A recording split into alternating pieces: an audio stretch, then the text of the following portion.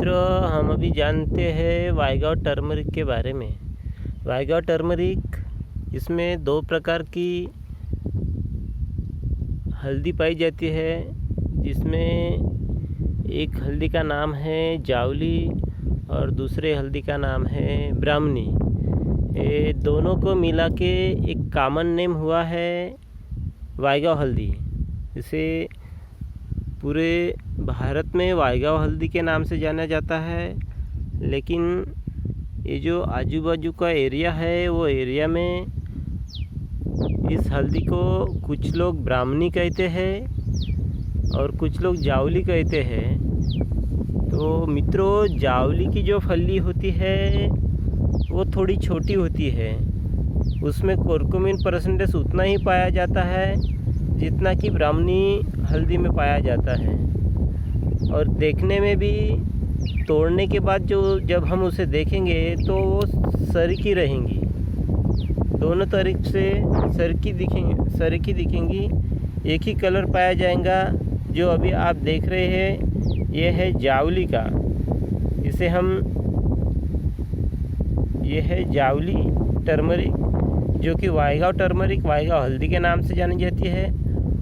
और इसकी फली की जो लंबाई होती है वो लंबाई थोड़ी कम होती है।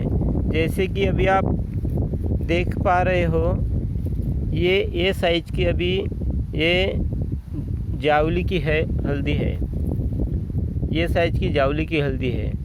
उसी तरह ब्राह्मणी की हल्दी होती है जिसकी फली बहुत बड़ी होती है। जैसे कि आप अभी पिक्चर में देख पा रहे हो, ये है ब्राह्मणी की हल्दी, ब्राह्मणी की फली। ये है ब्राह्मणी की फली जो आपको अभी दिख रही है, ये बहुत बड़ी है। करीब करीब अगर हम देखना चाहें तो अभी हम आपको दिखा सकते हैं। 4 इंच ये और 4 इंच वो, 4, 8 और 9 इंच तक हमारी ये ब्राह्मणी की फली पाई जाती है। उसमें भी कुरकुमिन की मात्रा, ओलिव ऑयल, वो बाकी सब चीज़ें सरीकी होती है। हम जब उसे तोड़ते हैं तो तोड़ने के बाद उसका कलर जैसे कि जावली में पाया जाता था, ठीक उसी तरह ब्राह्मणी में भी पाया जाता है। सब मिलाकर, कुल मिलाकर ये सरीकी होती है, एक जैसा कलर होता है। सिर्फ लंबाई और चौड़ाई का ही फ़र्क ये दोनों इसमें पाया जाता है। इसलिए ये कुल दोनों को मिला के इनको कॉमन नेम वाइगाव टर्मरिक या वाइगाव हल्दी के नाम से पूरे इंडिया में फेमस हो चुका है। इसमें जो पाया जाने वाला कुरकुमिन तत्व है, जो पूरी तरह केमिकल तत्व होता है, वो उसमें बड़े पैमाने पर पाया जाता है।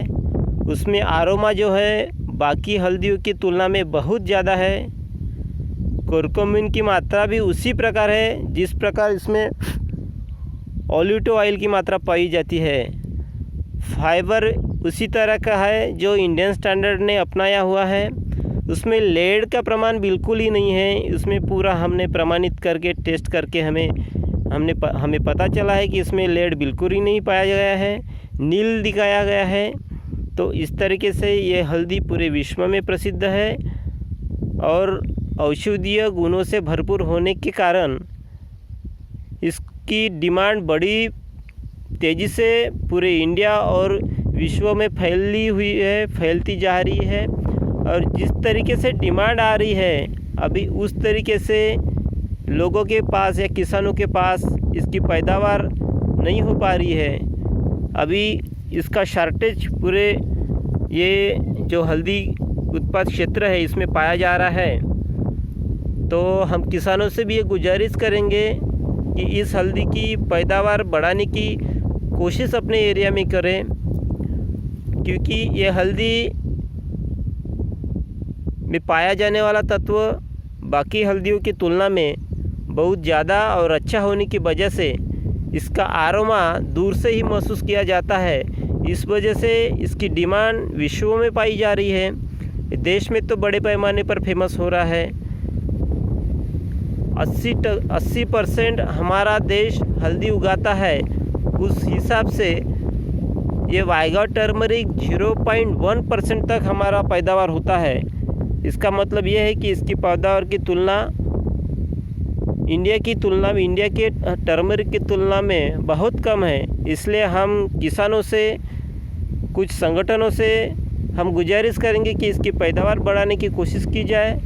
साथ ही हम ये भी गुजारिश करेंगे कि अगर कोई इंस्टीट्यूट या कंपनी ये सीड के लिए मांगती है तो किसान कृपया इसका उपयोग सीड किसी कंपनी को सीड के लिए न करने दे। इसका बड़े पैमाने पर दुरुपयोग हो रहा है, यह भी हमें दिखाई दिया है, हमें निदर्शन में आया है। इसलिए हम चाहते हैं कि इसका अवेयरनेस बढ़े, हम चाहते हैं कि इसका एक्सपोर्ट बढ़े, ताकि ये भारत में जो हल्दी की पैदावार 80% पूरे विश्व के तुलना में होती है वो इसी तरह बनी रहे। और आयुर्वेदिक की दुनिया में जो हल्दी का महत्व है वो कोई मज़हब का हो, ये ऐसा कोई मज़हब नहीं है जो हल्दी का यूज़ न करे। शुभ कार्य में या अशुभ कार्य में हल्दी पाई जाती है, हल्दी मानी जाती है। ऐसा कोई भारत में ऐसा कोई जाति नहीं है, ऐसा कोई धर्म नहीं है जो हल्दी का उपयोग ना करे।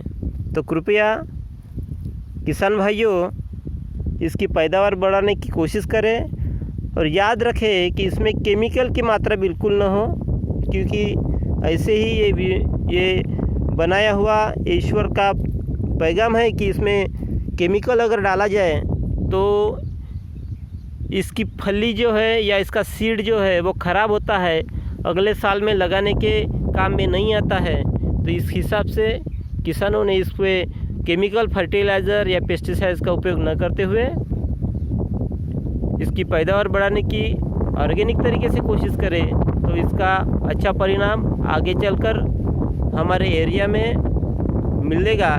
ये हम दावे के साथ आपसे शेयर करते हैं। धन्यवाद।